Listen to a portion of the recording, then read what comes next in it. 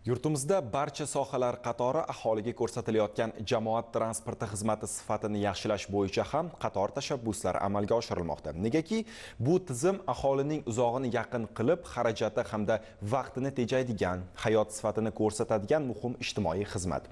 Surxondaryo viloyati markazida ham poytaxtimizdagi kabi transport infratuzilmasini yaratish maqsadida 30 ta yangi avtobus olib kelindi.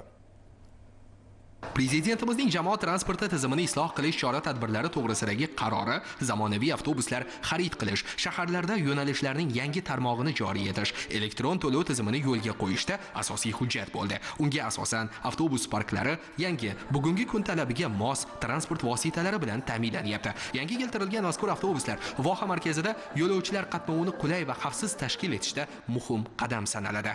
Davlatimiz rahbarining tegishli qarorlariga asosan Termiz shahriga 3-bosqichda yana 30 dona zamonaviy avtobuslar mahalliy tadbirkorlarimiz tomonidan olib kelindi.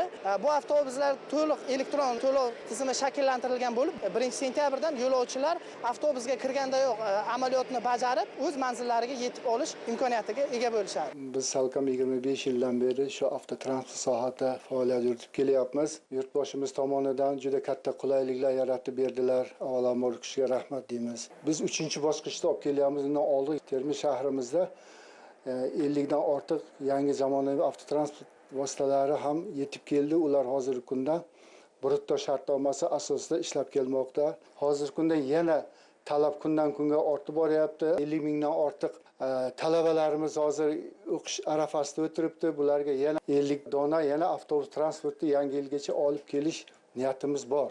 Zamonaviy avtobuslar uchun nima kerak? Albatta, unga mos yo'l infratuzilmasi. Shu bois shahar hududidagi umum foydalanuvda bo'lgan Manguzar mahallasi va Daryo portini bog'lovchi avtomobil yo'lining 2 kilometr qismi qayta qurildi. Tekis, ravon yo'lning qatnov qismi 4 tasmadan iborat bo'lib, u bo'ylab 86 dona yo'l yoritish ustunlari, 172 dona quyosh panelli yoritgichlar o'rnatildi. Bu ko'chalarni tasavvur qilib bo'lmasdi. Bu hozir holatini qarang. To'g'risi aytganda bu yerdan o'tadigan odam bir hayiqib, qo'rqib o'tardi. Hozir bu ko'cha eng bir chiroyli, namunali ko'chalardan bunchalik obod bo'lishi albatta bu prezidentimizning sa'y harakatlariga, niyatlariga bog'liq bo'ldi. Jamoat transportining yangilanishi aholiga ko'rsatilayotgan xizmatlar sifatini oshiradi, shahar qiyofasini o'zgartirib, hududning iqtisodiy rivojiga ham hissa qo'shadi.